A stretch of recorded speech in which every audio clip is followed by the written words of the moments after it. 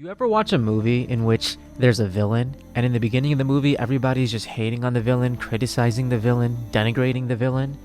And as you start to watch the movie, you start to humanize the villain and sympathize with the villain to a point by the time the movie's done, you and the audience actually realizes that this wasn't a villain to begin with. He was actually one of the good guys.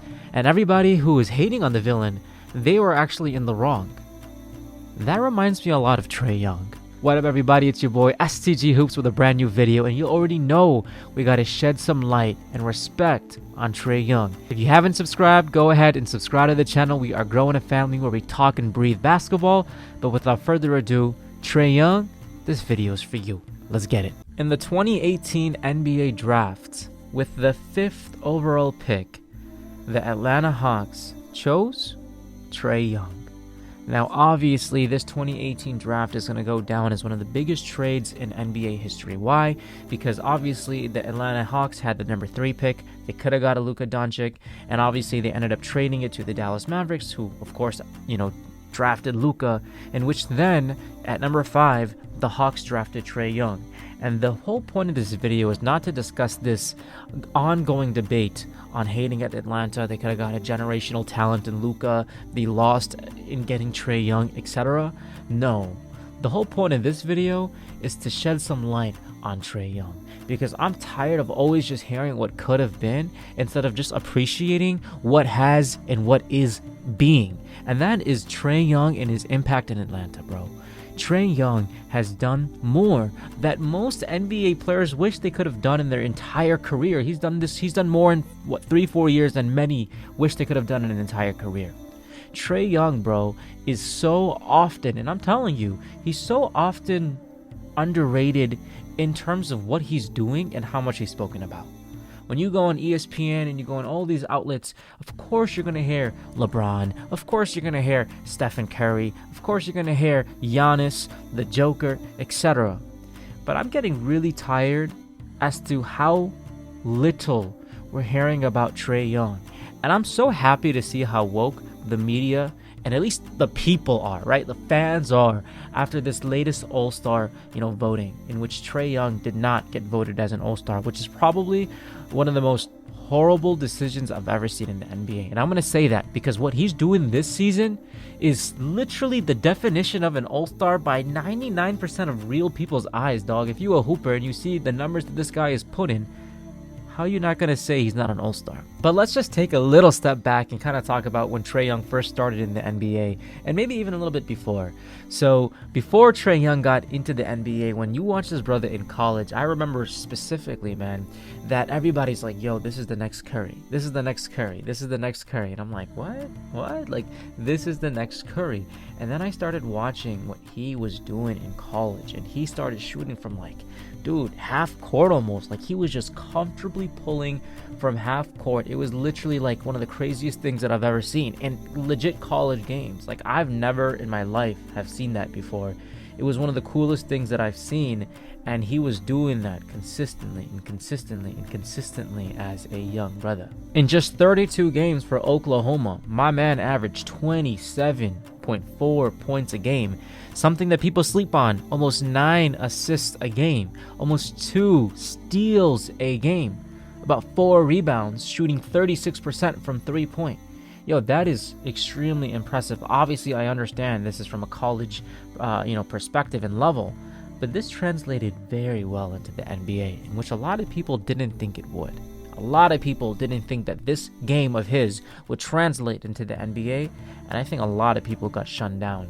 His rookie season, Trae Young played 81 games. He started all 81 games, and he averaged a solid 19 points a game. Like, that is extremely impressive for any rookie, let alone any player. So if you're a rookie averaging 19 points a game, I think it's straight up given that you are going to be a solid player in the NBA, if not a franchise player. I think that is definitely something that is obviously evident, right? The following season, Trae Young had an even better season, bro. An even better season, which is so impressive. An All-Star season, to be exact, averaging 29.6 points a game, almost 30. Check that out, bro. Almost 30 points, something that nobody talks about, bro. 9 assists a game, dog. This brother literally almost averaging 30 and 10 in his second season in the NBA. Like, why do people not talk about that?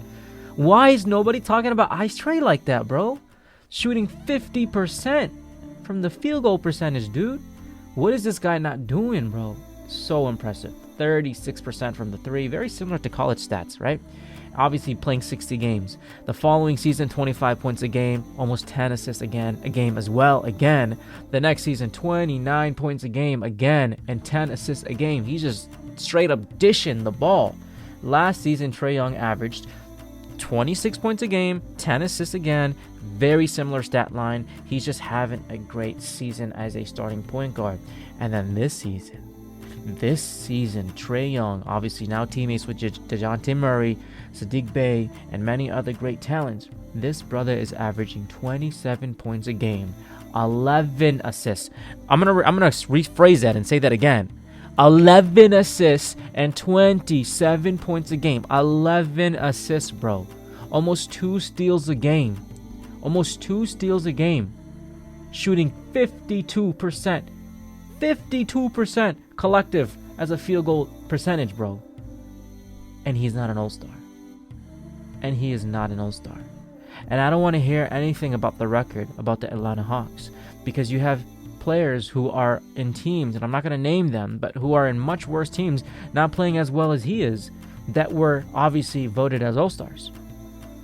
Dude, if you ask anybody in the world, and this video is a little bit different than some of my other videos because I'm just speaking freely from the heart and not going too much on the statistics. I read the statistics, bro, but just hooper to hooper.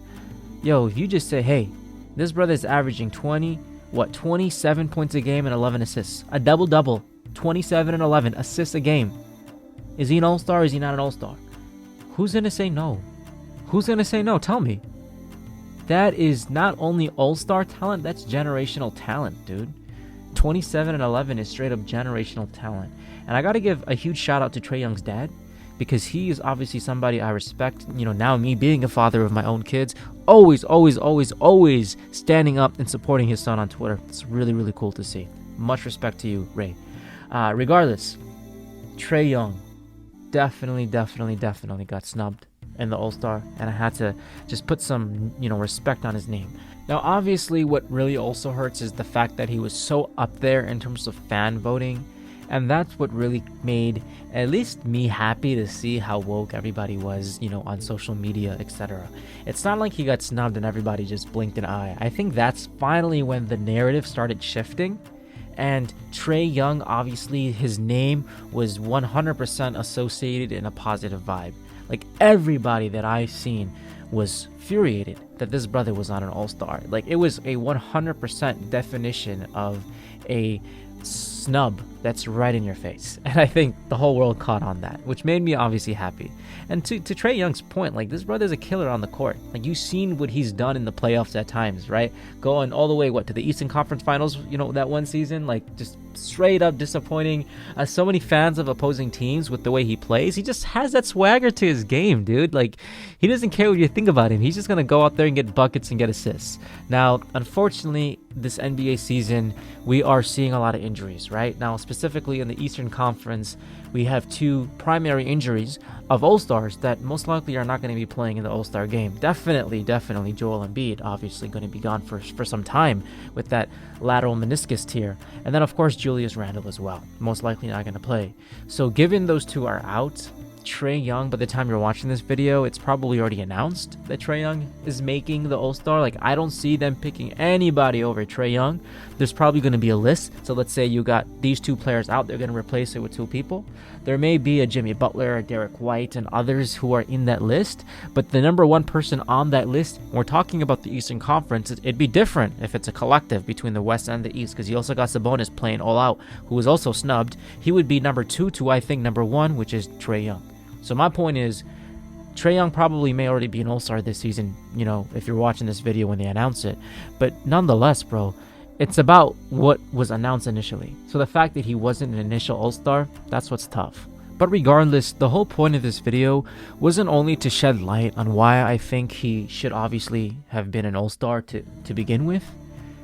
The overall arcing point of this video was just to say, like, you know what, man, I know we're always going to have this debate about the draft, what should have been, what could have been, but sometimes let's just take things for how they are and just respect what this brother is doing on the court, and just respect the numbers he's putting up, bro, and just respect what he's bringing to the city of Atlanta with the community work that he's doing, and just what he's doing with this city, dude.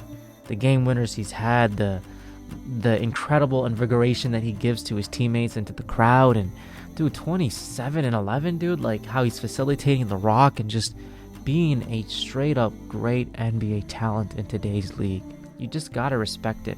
In a league where everybody is just buddying, playing soft, Trae Young is one of those players who remind me of, you know, the players of the past in the era of Kobe and Kevin Garnett, etc. Like, they ain't no buddy, dude. Trae Young just wants to hoop and he wants to win. He's a straight up competitor, and you gotta put some respect in his name. And I think people are finally starting to do it. If you were one of those dudes who've been rocking with him from the beginning, mad respect. I know a lot of people jump ship, but I just gotta put some respect in his name. The Trae Young comeback is real. It's happening. He's shocking the world, and it's only going to continue to get better from here. I'm wishing him the best. I hope Atlanta can make some moves. They deserve it. It's a great city, great town. If you'll enjoy this video, go ahead and give it a like and subscribe if you haven't. We are trying to grow this family, everybody. And let me know in the comments down below, what are your thoughts on Trae Young? Has he reached the ceiling? Can he even do better? What does Atlanta have to do? I got to hear from y'all in the comments down below.